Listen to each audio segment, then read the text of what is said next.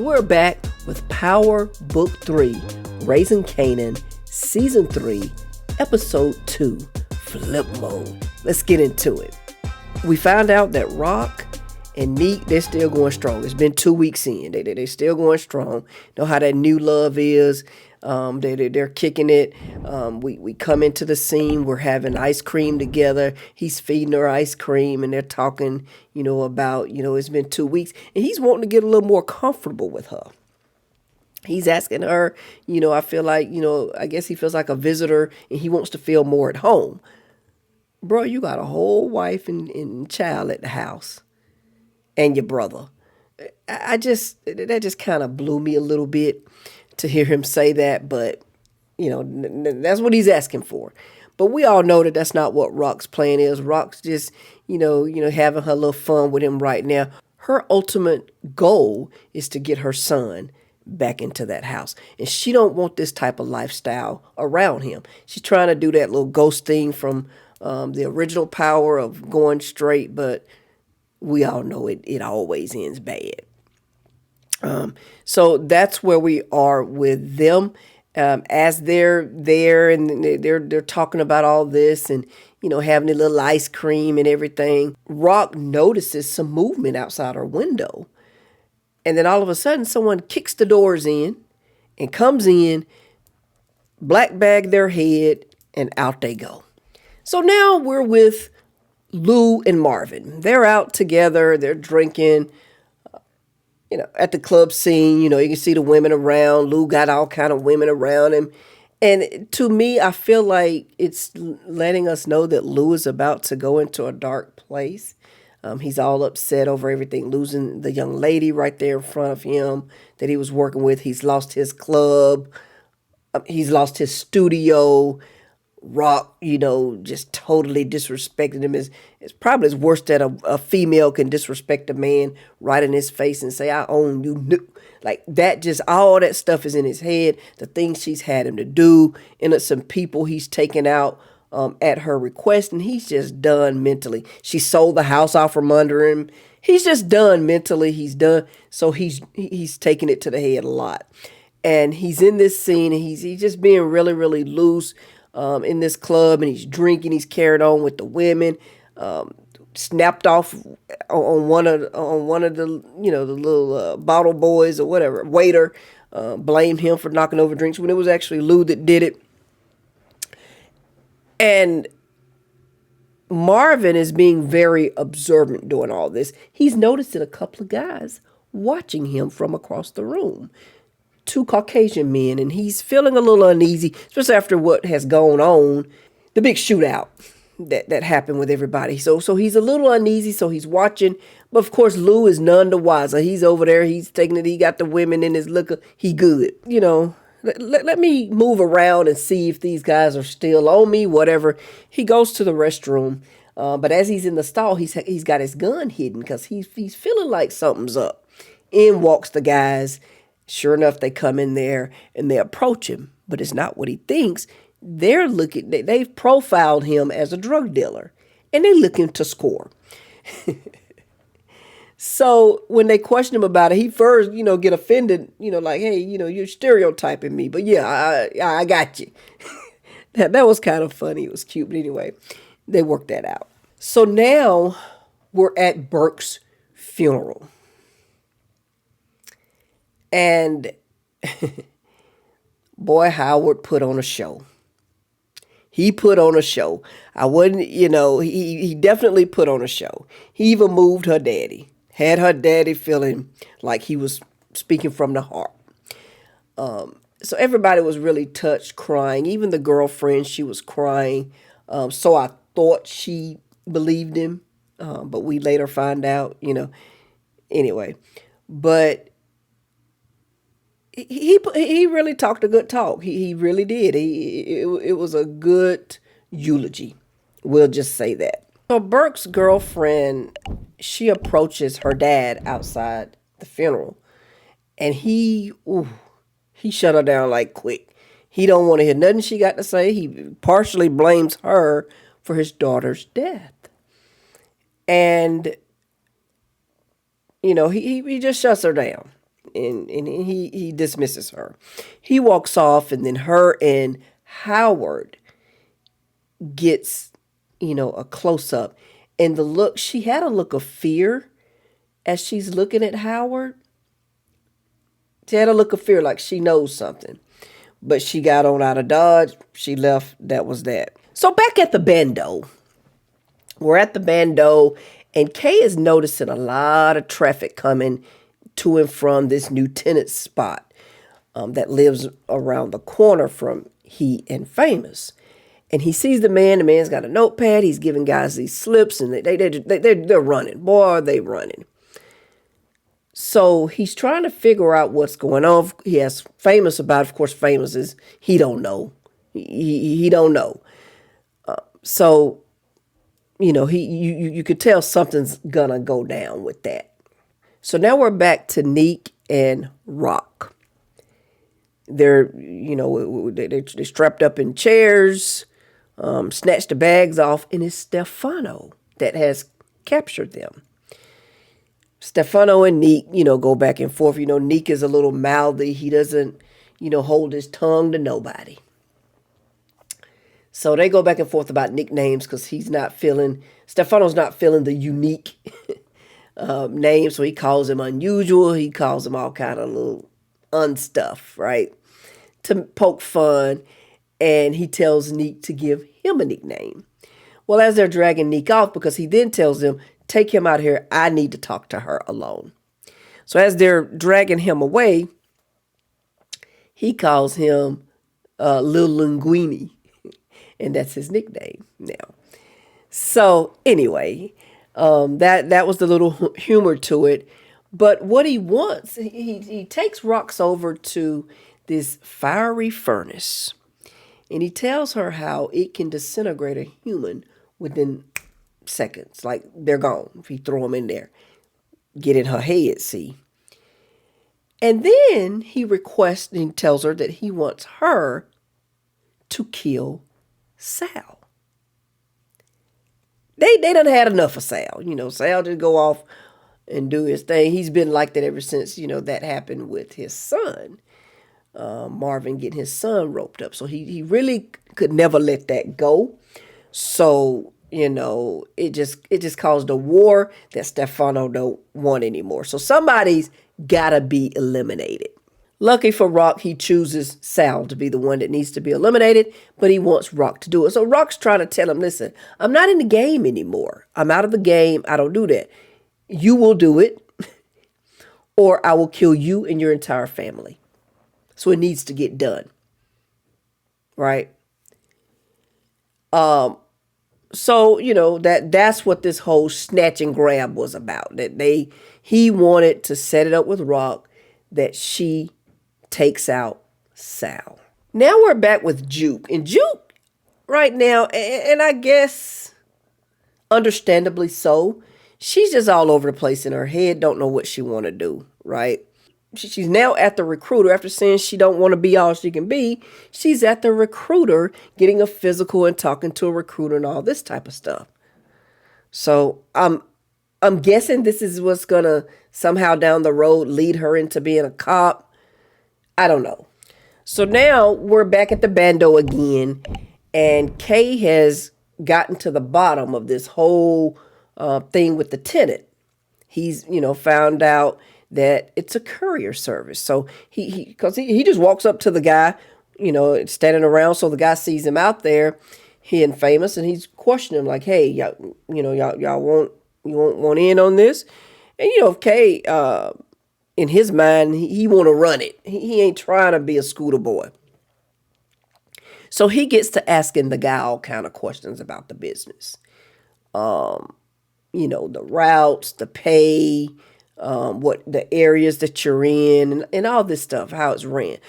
So much so to the guy finally told him, this ain't, 21 questions, right? So there's that. So Kay goes on about his business, but he's looking at him like, he's going to revisit it, right? So with that, later on in the scene, you see him, he's meeting with the guy, and he offers the guy 25% in order to have his guys run the weed. They're out there anyway. They're doing a carrier service. We're going to put weed. We're going to text them the locations, make sure that they're close to those locations. We're going to give them locations where they need to go make the drops. I'm going to give you 25% and I'm going to pay you guys for you. So this is a win-win for old boy. He couldn't turn it down. And now Kane's in business. So now we're at Sal's house. He and his wife are getting ready, getting things together for their grandson's christening. And, everybody's in a good mood and everything. And there's all of a sudden, there's a knock at the door. And they let him, one of his, he got security there and they let him know it's the feds. So, they come on in, have a seat, and they want to talk to him about some information that they've received that has been a hit put out on him. And I'm pretty sure this was found out because of, they got all these bugs everywhere. They're bugging places. They're watching, listening in, all that, right? So they found out about this bug, or they could have a CI. We don't know yet. They found out about this hit. They let him know, hey, there's a hit on your life. We can protect you. Blah, blah, blah, blah. Of course, that lifestyle. When you live that lifestyle, you don't know nothing. You don't know nothing. I ain't going to say nothing, right? So he tells them, why would there be a hit on me? I'm just a bowling alley owner. I run a bowling alley. Why? He tries to laugh it off. And, they let him know, hey, this is serious. You're like, yeah, right. And they leave. But deep down, he knows. Because later we see him and he's sitting there and he's reflecting about things and the type of music that's being played. His wife comes up, to check on him or whatever, and they talk. And he's reminiscing all the things that we see when we know it's about to be an end for a character, right? And, it fades away from that scene. And you just know. It's about to happen. He need to get heels, don't get me wrong, but it's about to happen. Bendito. So now we're back at Marvin's house. And when we get there, we see Nicole's dad and Marvin chopping it up. They laughing, ha ha, he, and they chopping it up, right? And Juke comes in. And she's, you can tell she's surprised. She's surprised to see him there. And he tells Juke that, he was there because he met someone that is in the music business. And he let him know that there is a girl group that's about to be put together. And there's this big audition for the girl group. And he knew that his daughter would want Laverne to be a part of that. And he had to come and give her the card and for her to go for this audition. This is the information. You need to go for this audition. She's, being, rebellious to it, not for it. She's because right now she's got her mind on the military. She wants to give up singing, I guess, because of her mom. I'm thinking that in her mind, it reminded her of her mom, and that's not what she wanted to do. I guess that's where she was mentally at the time. So she tells them she's not going to do it. Well, he lays the card on the counter anyway and was like, well, here it is if you change your mind. So now we're back at Neek's house, where he lives, him and his wife. He can't even get in the door good. The wife running to him. I need to talk to you, right? She need to talk to him. She done had enough of Ronnie. She's scared, whatever. They go upstairs to talk, and she tells him, first of all, when he come in, and all this commotion going on, I need to talk to y'all. Ronnie crazy, but he's sitting there ironing. And he just starching and ironing his pants. It's like nothing's going on around him, right? And so he don't even pay that no attention, right? He keeps pressing his clothes like no one is around. My brother didn't just come home. His wife didn't frantically run down these stairs. He just keeps on. So she tells him that, this dude got to go. He's weird. He's got to go. The other night, I went downstairs and he was sitting on the couch in the dark, staring at the TV. Just stared and didn't blink, didn't move, nothing. Just stared straight ahead at the TV. So Nick's like, he likes to watch his TV shows, his stories, I guess soap operas or whatever, at night. The TV was off. The TV wasn't even on. He was staring blankly at a black TV. It wasn't on. Dude's weird. And I've seen a lot of videos about him possibly being Breeze. I just don't quite think so yet. And that's because I remember back in Power, and I really said I was going to go back and watch again before I made this comment, but I'm going to go ahead and make it. I'm pretty sure I've heard Kanan mention both Ronnie and Breeze in Power. Why would he mention Ronnie and Breeze? That if they were the same person. Wouldn't he just call him Ronnie, or wouldn't he just call him Breeze? Why would he say Ronnie and Breeze? And the reason I wanted to go back and watch it, because I kind of wanted, before I said this, I wanted to tell the stories that he told about both of them. I don't know. I just feel like it's two different people. I could be wrong. Because he could have been Ronnie, and then when Ghost came on the scene, sometimes people give you a new nickname. That could be it. I don't know. Maybe, he knows them as both. I don't know. Anyway. So now we're back at the bando. But we ain't inside the bando. We outside the bando. Kay is coming out like he's getting ready to go somewhere. As he walks out of his house, there stands his mom leaning up against a brand new menace to society looking Mustang. It was nice. Look at the wheels. It was nice, right? So he come out and you see his face light up. He's happy to see that car. And he was like, what you doing with that? You got a new car? I thought you liked trucks. Because she's usually rolling around in her SUV Rover, right? And she said, no, this isn't mine. It's yours. And throws him the keys. Again, his face lights up. So I'm thinking, here we go. Here's the breakthrough. He's going to, start, respecting his mom or whatever, right? Even though it's monetary or material, here's a connection. So he hops in the car. She said, here, take it for a spin. He's like, I don't have a license. She said, I'm not going to tell if you won't. So they hop in and they go for a ride. So you see him riding around, and Kane, as he's driving, he mentions Burke. I saw that cop offed herself, killed, did what she did. And she was like, yep, sometimes people do that. And he was like, He said, you think that's, what she really did? Like Scrappy?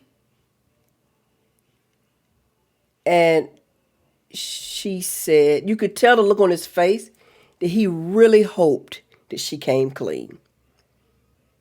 And she said yes, just like Scrappy. She didn't tell him. She didn't come clean. That was her opportunity right there to break that wall that he had for her, I think. He wanted to forgive her. And since she lied and stuck with the lie, he whipped that car right over on the curb, hopped out. He said, when I get ready to get me a car, I'll buy it myself. And he got out. So we're back at the precinct. And we see Howard sitting there, and all of a sudden, in walks the feds. They rolling in. They got boxes. They rolling in. They setting up shop in their conference room. And, of course, Howard's looking like, what the heck is going on, right? And he eventually goes to talk to the captain about it. Baptiste want to know, what's going on. So he let him know, hey, they're doing a deep investigation of all these, killings and things that's been going on around here. They're going to be here a while. They're setting up shop. They're going to be, they got a big sting going on. They got a big sting. They got a big stakeout going on. Whatever they need, we're going to be here for them. But they're here. So, of course, this makes Howard nervous. So now we see Neek. Neek goes to see Stefano. He goes to the fish shop, the fish little spot, to see Stefano. He walks in. Of course, first thing the little guy do at the front, he grabs his gun, and Stefano tell him, calm down, whatever. He go over, and they have, cute little exchange. That Stefano could tell that Neek was a good guy. He even told him. He said, "I'm surprised, that you're here in this light, after what I did to you." And, Neek let him know, "Hey, man, I'm a businessman too, pretty much. I get it." He said, "But can I talk to you privately?" So they step outside. He let his goon know, "I'm going to be out here. I'm good." They step out back, and they chop it up. So Neek sat down, and he told him, he just came straight out and said, "Listen, I want to be, you to be my connect. I need to make money. I need to distribute. Rock's out of the game." And so he looks and he's like, "Have you talked to Rock about this?" Because you could tell Stefano, he gives Rock her utmost respect, right? He want to make sure she's good with this decision before they move on. He told him, "Yes, she's good. She's out of the game. She's letting me take over." So he told him, "Listen, I'm not going to give you an answer right now. I'll hit you back up. Let me think about it. I'll hit you back up. Let me see what I can do." So we're back at the bando where you have Kay, Famous, and probably about 3 other the scooter boys. They all just out there hanging out, right? And I guess from the feds being there and the captain letting Howard know, hey, they getting ready to set up stakes around and they're going to be, surveillancing and all this kind of stuff, it kind of got Howard thinking about his son because he know what they do. So you see him riding by and he's looking, and Kane's looking at him, right? Like, what?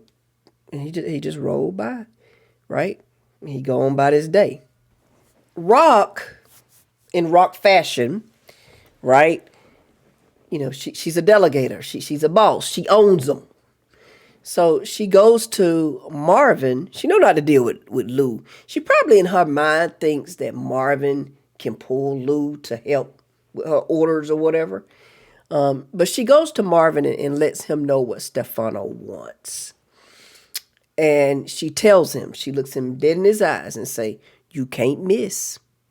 Right? So she lets him know pretty much how serious this is, because she thinking about that furnace. And he goes to set it in motion. So with his marching orders from Rock, Marvin goes, of course, to see Lou. Who else he gonna get to help him?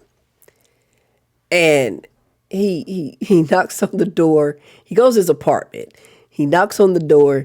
Lou opens the door. He's like, when he gonna let his brother in? But he opened the door. He's like, what? But you could tell he was hungover, wasted, whatever. Again, he's still drinking. And he said, "I need you to come help me with something." And Lou was like, "Is it for Rock?" And Marvin, just the look that was on Marvin's face confirmed it. Bam! He slammed door in his brother's face. He ain't messing with Rock at all. Slammed door in his face. They ain't even gonna, go help his brother. So then we see Marvin. He's by himself, and it looks like he's casing or getting ready to, break in somewhere. And he runs, he climbs a fence, hops over the fence. As soon as he gets over the fence, here's a dog. And as you know, Marvin's always eating. He always got him something to snack on. So he had a beef jerky, so he threw it at the dog. That distracted the dog. Well, we see him go and he hops into a mail truck. And that's what he's stealing, is a mail truck. Okay? So now we see Rock pulling up on Juliana and her cousin. And I laugh because it's funny how when you help somebody to come up and then they bite the hand that feed them, that's what Juliana reminds me of. Rock was there for her. She helped her get out of that abusive situation. She was there for her. And the way she has turned on Rock has I cannot wait to see her get her due. I just can't wait to see. But Rock pulls up on him to let them know that she's out of the game. that she's no longer going to be in the game and, whatever. Of course, Juliana doesn't believe her. Now, whether or not her cousin believed her or not, but he's more level-headed than Juliana. He do this, I feel like Juliana is just new to this. Plus, she's too personal. She let her personal feelings get in the way. So she starts pretty much talking about Rock behind her back. Well, not behind her back, but she started talking about her in Spanish to her cousin. She can't be, this B can't be trusted. She's not really out of the game, blah, blah, blah, blah, just all kind of stuff, But to her surprise, Rock speaks Spanish as well. So Rock starts to, confronted her about everything she said. So this kind of impresses and takes aback the cousin. He's like, you speak Spanish, right? And so he tell her, hey, listen, you're released. You don't owe us nothing. You good. You released. Matter of fact, if you decide to come back, we will gladly take you back. Well, you could tell this pissed Juliana off, right? So as Rock is walking off, she's letting him know that, in other words, like, I'll say when I'm done. And he's like, no, you better worry about if she's actually done with you. Like, he knows that Rock is that. He knows. Unfortunately, Juliana don't. And I cannot wait for her to get hers. I just can't wait. I can't wait. So now I guess because of, their little rocky start that they've had, how uncomfortable his wife is with Ronnie in the house, all this stuff, right? Ronnie feeling like Neek is moving too slow in the drug game, and he thinks that Rock has taken over, and Neek is Rock's B, and all this, right? So I guess Neek felt like, listen, let me just go ahead and take my brother out. He hadn't been out since he's gotten released. He hadn't touched a woman. Let me just take him to the club, and we have a good time. They get to the club, and first of all, which I kind of thought it was weird because as they walk up, the bouncer sees that Ronnie is with Neek. So in this little area that they're in, he's so popular. Neek is, he's that dude, right? And I'm pretty sure you could tell because they got a section here and he had the bottles and all that, right? So I'm sure they knew who he was, but the bouncer had the nerve to not want to let Ronnie in. Now, Ronnie was dressed like he didn't have on the right stuff. He didn't have on the right stuff. Now, this from the 80s. He's probably dressed look like he's from the 70s. Like, I don't know, but he didn't have on the right stuff. But the bouncer, he was a little out of pocket with him. I ain't gonna just on the strength that he was with Neek, I feel like he was out of pocket with Ronnie. And he didn't want to let him in. He talked about him like, you need to get some new clothes, step up your clothes game, a convict. He even called him a convict. So they come in, and that just messed with Ronnie's psyche. I don't know if Ronnie is so mentally detached from humans that he has made himself asexual, like what? But these women was all on him and he was not fazed. He was focused on that bouncer. You knew he gonna get him. You knew he gonna get him, right? He's so focused on him.